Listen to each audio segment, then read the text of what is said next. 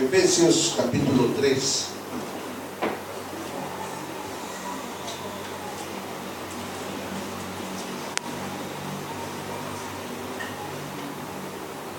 Verso 14 al 21.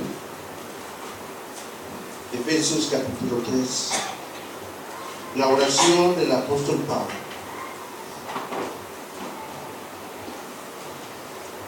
Esta petición del apóstol Pablo no era por ninguna cosa humana, era por cosas divinas. Yo creo que tenemos que empezar a buscar las cosas divinas. Creo que es tiempo de empezar a buscar lo divino. Tenemos que empezar a buscar eso divino. Efesios capítulo 3, del verso 14 al 21 dice: por esta causa doblo mis rodillas ante el Padre de nuestro Señor Jesucristo,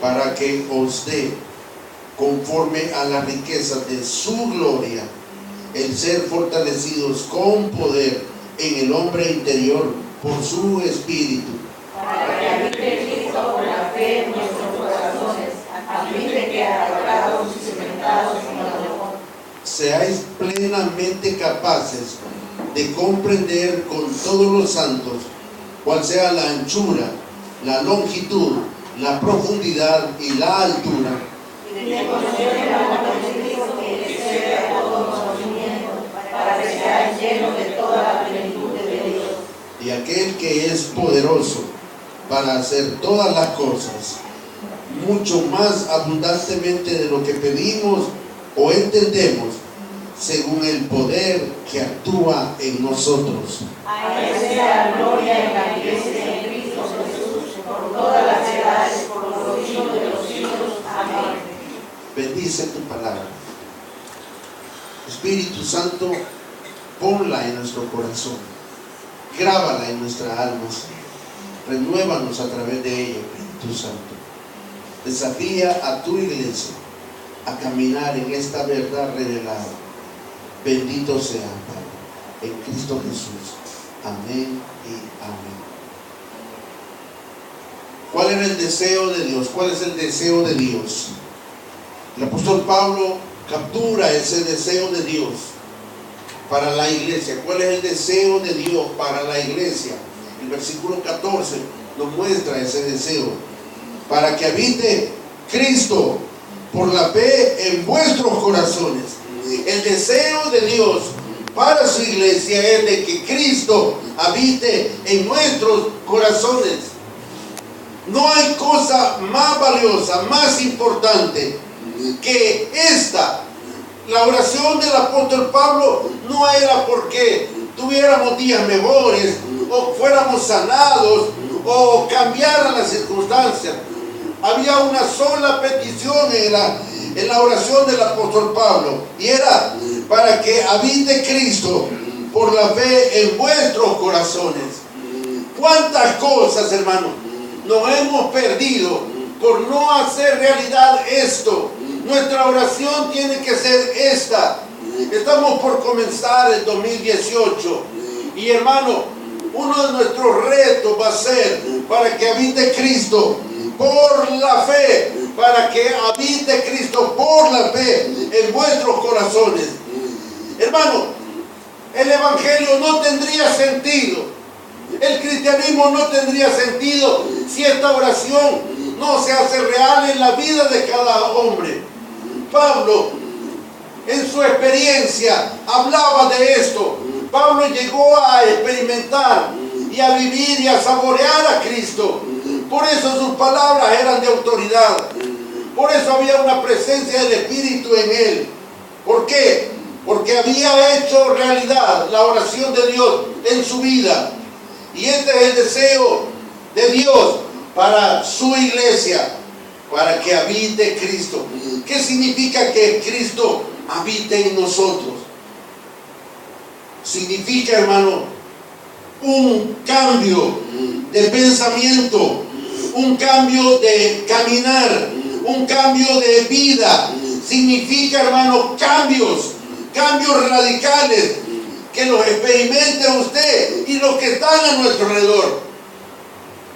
El fin máximo es expresar a Cristo. La realidad de la vida cristiana, en la gloria de la iglesia, es ser vestida de Cristo, es caminar en el poder de Cristo, es que la gracia de Dios expresada en la persona de Cristo habita en nosotros. Hermano, esta es la realidad del Evangelio. No podemos vivir menos que eso. Podemos oír de Cristo, podemos saber de Cristo y no ser la iglesia de Dios. La marca de la iglesia de Dios es que Cristo habita en el corazón de ella. La marca de un cristiano, lo que hace auténtico a un hijo de Dios, es, hermano, que Cristo habite en él. Y esto, hermano, es una obra exclusiva de Dios. Es algo que le pertenece a Dios. Cuando una persona se entrega a Él, el Espíritu lo quebranta, su espíritu, y es abierto, y es derramada la gracia de Dios en la persona de Jesucristo. Por eso vemos que la naturaleza humana no podría, hermano, llegar a alcanzar ni a comprender cuál es la naturaleza divina. Todo lo que la Biblia dice se va a cumplir. Todo lo que la Biblia dice que somos, eso somos. Todo lo que la Biblia dice que podemos hacer, lo podemos hacer. Pero bajo otra naturaleza. Cuando venimos a Cristo, somos revestidos de una nueva naturaleza. Y es una naturaleza de fe. Tenemos que concebir y vivir la vida a través de la fe. Se ha tratado de explicar teológicamente lo que es la fe.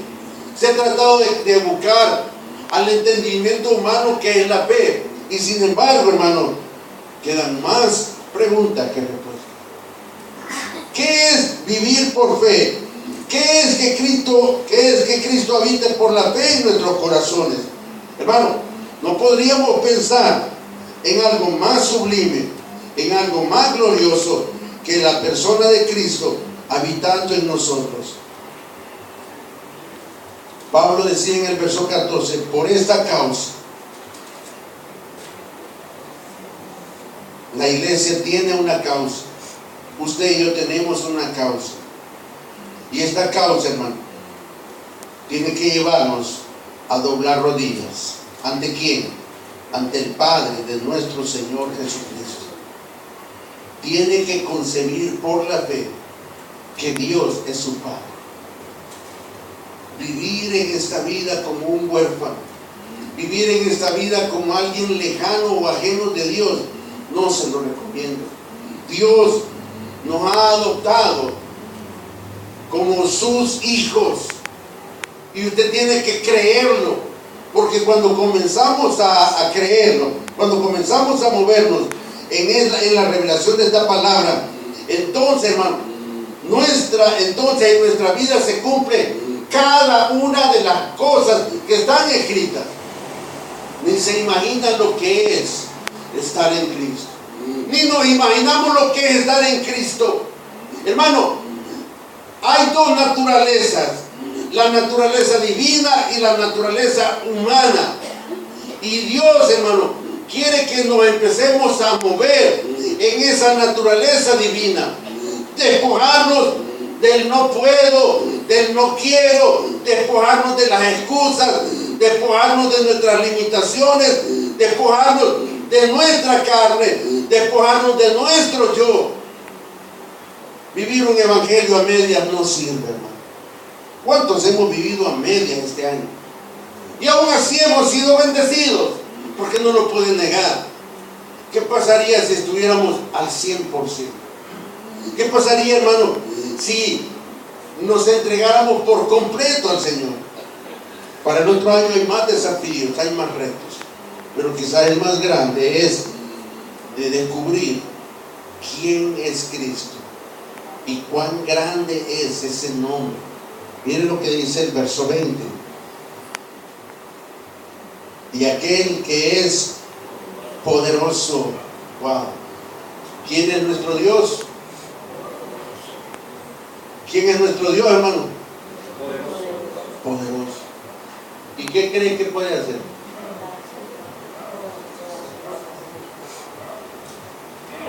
Y aquel que es poderoso para hacer todas las cosas. Aquí vemos la naturaleza de Dios, que es poderosa y que lo puede hacer todo. Por el contrario, vemos nuestra naturaleza y, hermano, no son compatibles.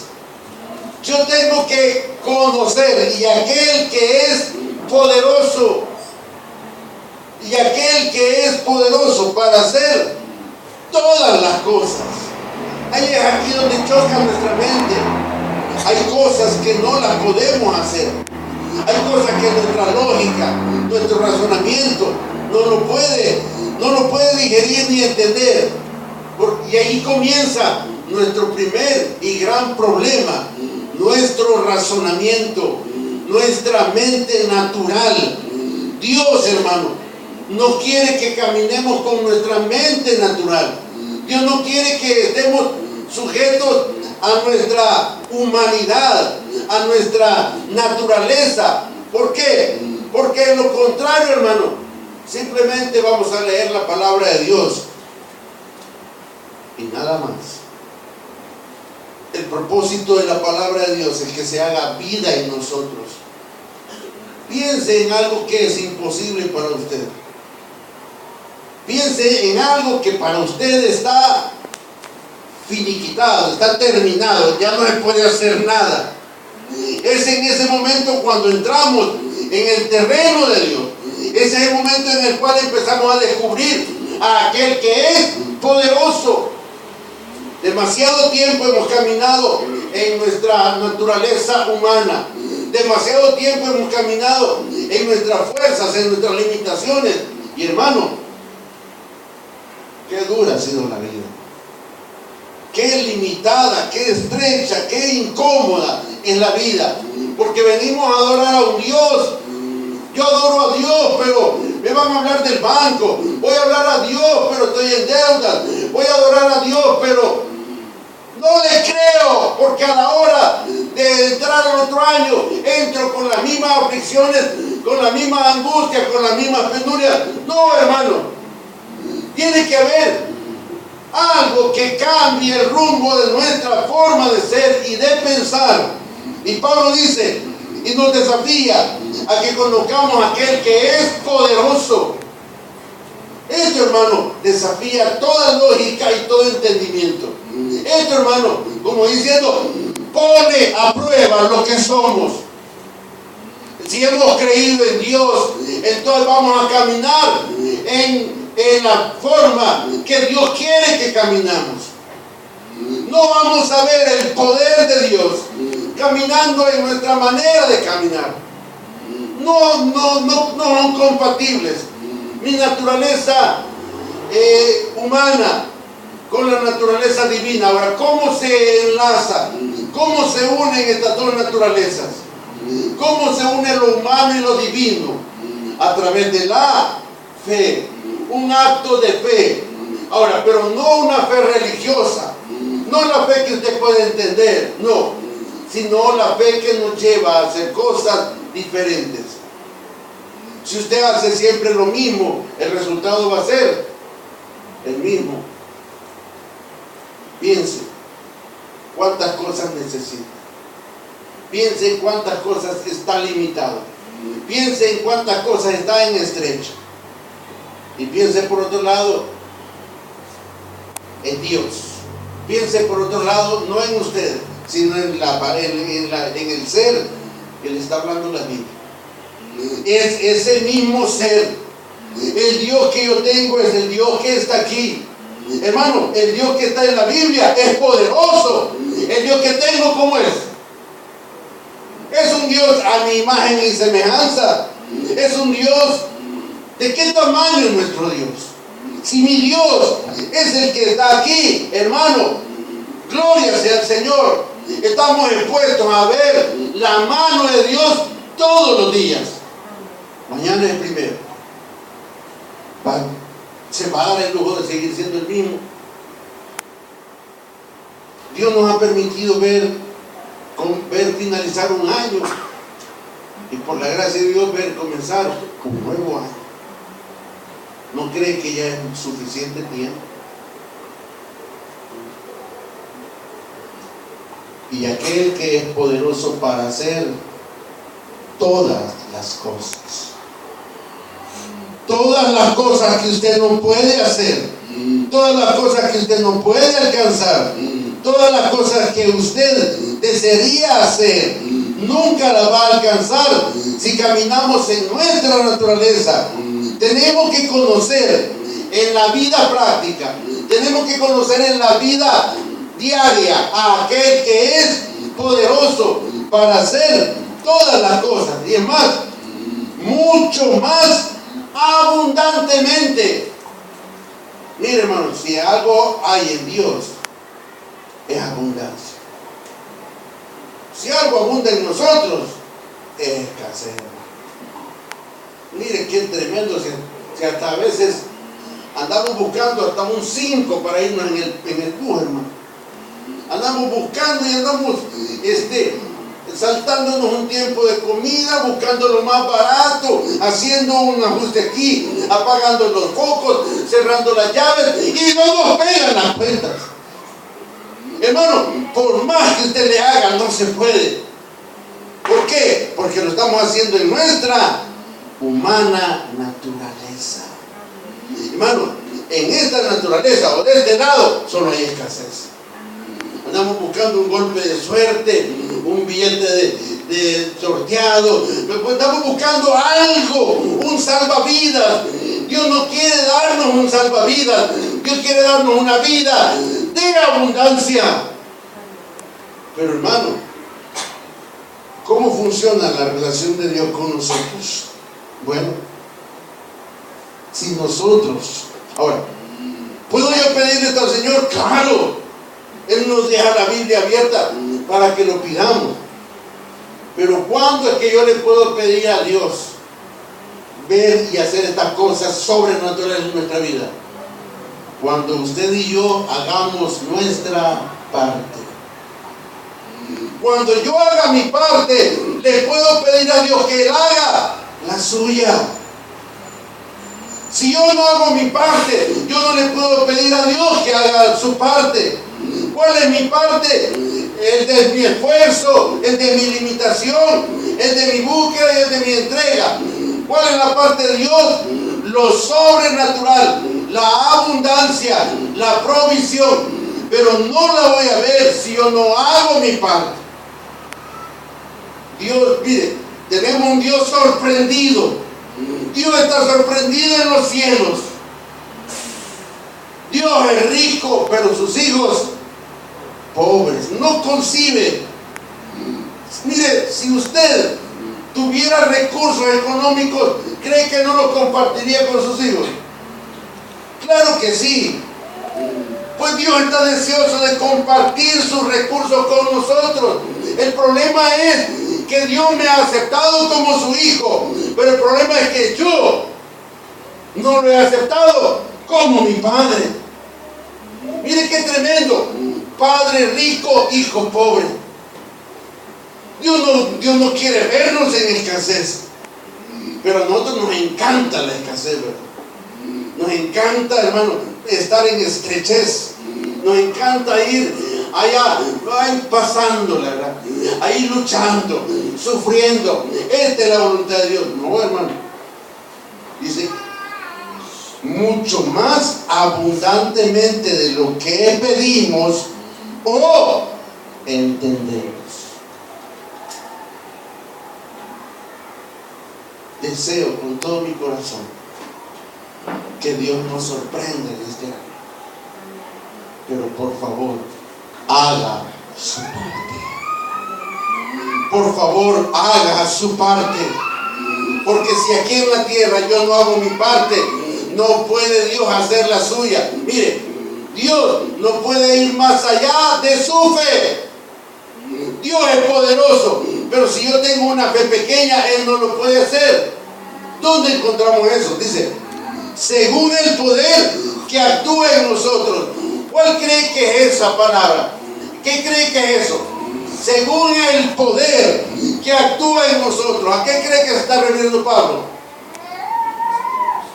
No, se está refiriendo a algo más. No está refiriendo al Espíritu Santo. El Espíritu Santo, hermano, lo hemos limitado.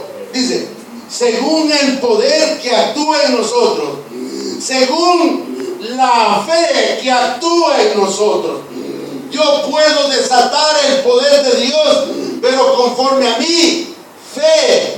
Yo puedo, hermano, hacer que el cielo baje a la tierra, pero si hay en mí fe, la medida de la fe determina el mover y el poder de Dios en nuestra vida.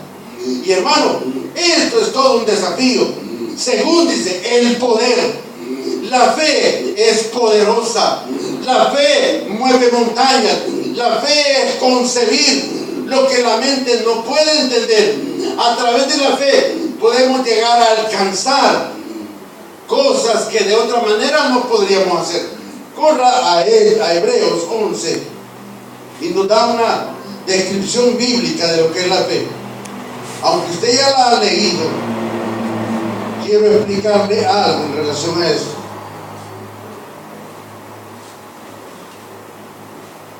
Verso 1 y 2, hermano.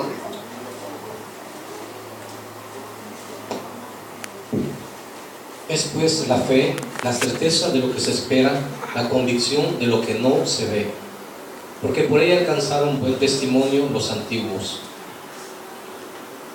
Porque por ella, ¿qué dice? Alcanzaron buen testimonio los antiguos. No fue por la ley, no fue por las obras, es por la fe. Todos los hombres que estaban escritos aquí, que narran, son hombres que creyeron en Dios. Hermano, lo que nos da un buen testimonio delante de Dios es por la fe, dice, porque por ella, por la fe, alcanzaron, ¿qué dice? Buen testimonio los antiguos. Y no hablamos de un testimonio delante de los hombres, sino un testimonio delante de Dios. Es pues la fe, la certeza.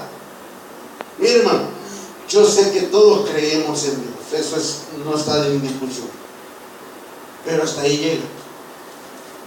Creemos que existe Dios, pero ahora viene la pregunta del millón.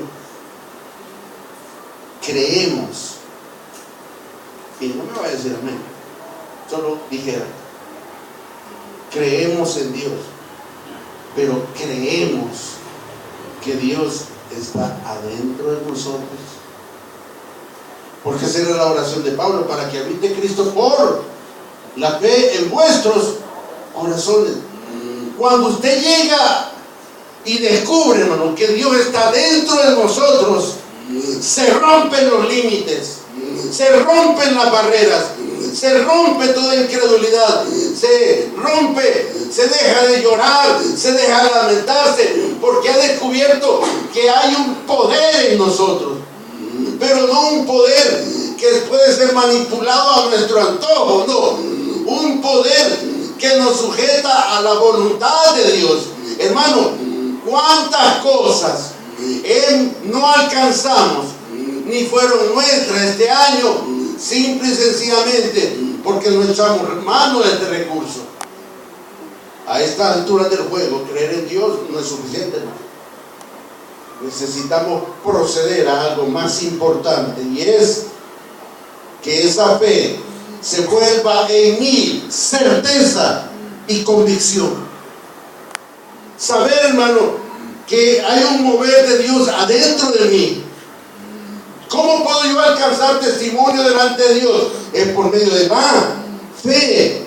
Dice el verso 3, porque por la fe, mire qué tremendo, dice, entendemos. Sin la fe estamos descalificados, no podríamos entender nada de Dios. Para entender algo de Dios se tiene que hacer por la fe, porque por la fe entendemos haber sido constituido el universo por la palabra de Dios, De modo que lo que se ve fue hecho de lo que no se veía. Los científicos se pueden burlar, los ateos nos pueden ridiculizar, pero yo me aparto de la ciencia, del razonamiento, de la tecnología y de lo sabio que se cree el hombre. Dios me reveló mi origen. Dios reveló el origen de todas las cosas, pero estas se tienen que concebir por la fe. Hermano, el vivir por la fe es una forma diferente de vida. Quizás no la hemos descubierto, quizás no la hemos entendido. ¿Por qué? Porque la fe no se mueve en la religión. La fe no se mueve en la doctrina ni en las reglas. La fe se mueve en la gracia liberadora, regeneradora y transformadora del Espíritu Santo. Hay una conexión entre la fe, la oración y el Espíritu Santo. El Espíritu Santo no se mueve donde no hay fe. La oración no tiene sentido si no hay fe. La fe, hermano, es lo que transforma el reino de Dios en nuestra vida. La fe, hermano, nos hace alcanzar las cosas que de otra manera no las podríamos alcanzar. Mucho hemos caminado con nuestra mente. Muchos nos hemos tratado de esforzar nuestra mente para poder comprender a Dios. No lo intente.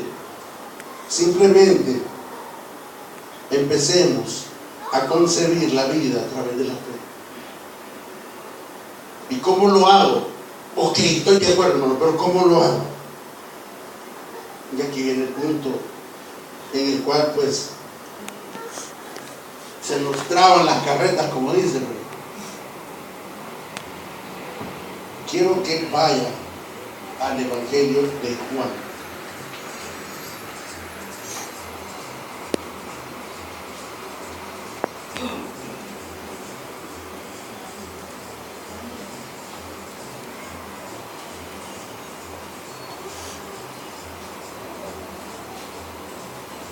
Versículo, capítulo 1.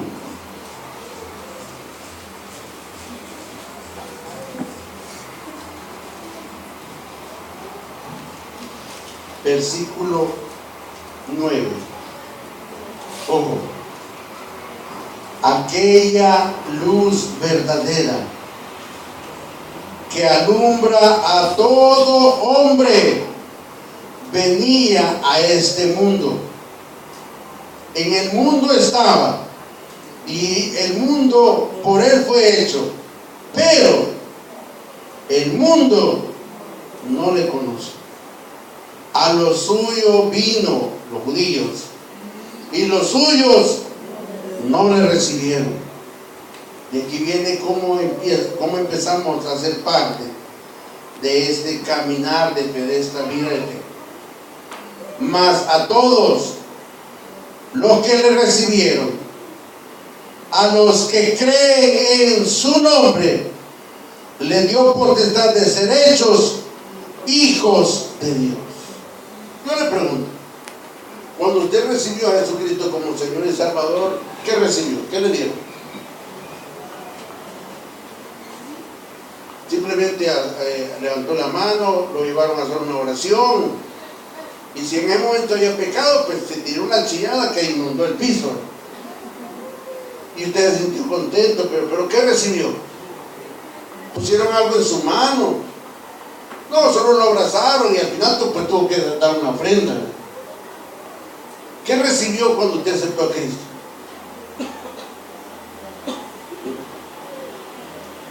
Mas a todos los que le recibieron, a los que creen, ojo, vean la relación, los que recibieron, los que creen en su nombre. ¿Qué es lo único que recibió usted? Un nombre. No recibí algo físico, recibí un nombre.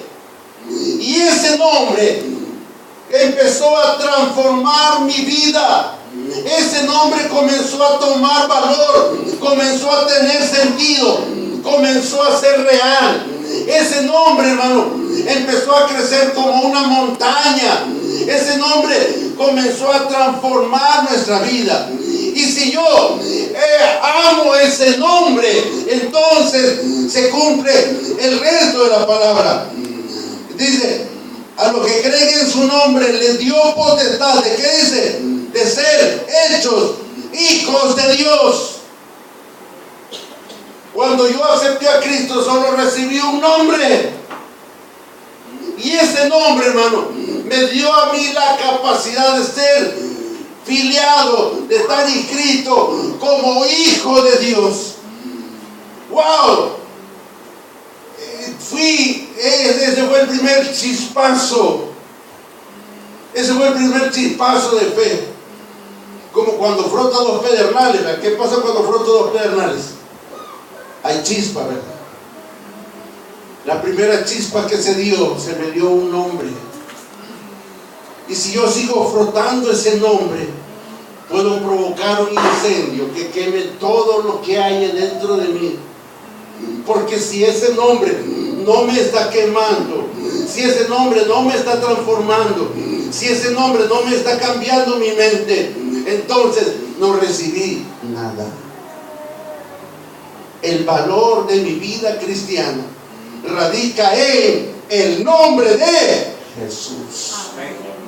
Y cuando yo amo ese nombre, entonces, sí, hermano, nace la fe. En el nombre de Jesús, en el nombre de Jesús, nace una fe. Soy incluido en una vida nueva y un caminar nuevo, un desafío.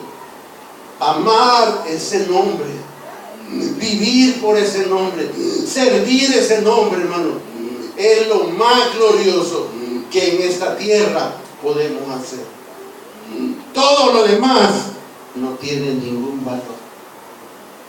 Ni la patria, ni la familia, ni los hijos, ni los títulos, ni dinero, ni posiciones, ni la fama, ni lo bueno que sea. Todo eso no tiene valor. Incluso el apóstol Pablo dijo, todo esto lo tengo por basura. Por ganar un nombre. Vamos a comenzar un nuevo año.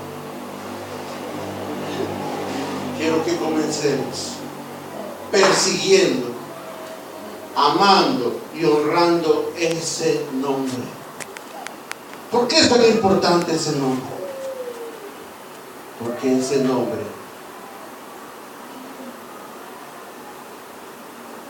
fue clavado en una cruz. Ese nombre hizo temblar el infierno. Ese nombre destruyó las potestades del infierno. Ese nombre hace la diferencia.